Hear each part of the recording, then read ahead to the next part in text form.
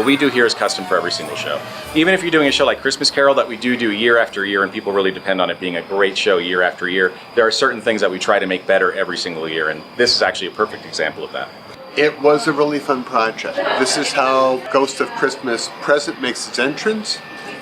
So I started this level up, and then Luis Fernandez in the scene shop did all the metal work for us and gave me the pieces, and I then just kept on building layer by layer down. And then I rolled it in here, and Katie and Georgia took over.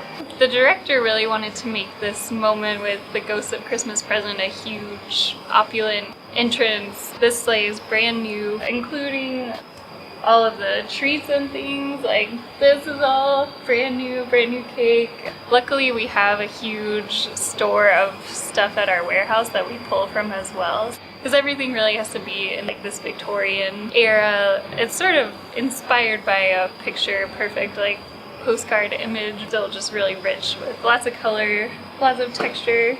Every piece of dressing is electrified, so there's tiny lights that'll twinkle in all the grapes, all the oranges, everything, including this Jell-O. So the challenge with the Jell-O is that it has to be somewhat translucent. You know, gelatin has a translucency to it that things like cake and plum pudding don't. So what we did is we carved out of just regular blue hard foam, we carved this image in one whole thing. We cut it in half, drilled holes and put a platform on it. Then we use what's called the vacuform machine, which is where you have a sheet of plastic up top that's heated up, and this sits on a grid that has basically a vacuum underneath it.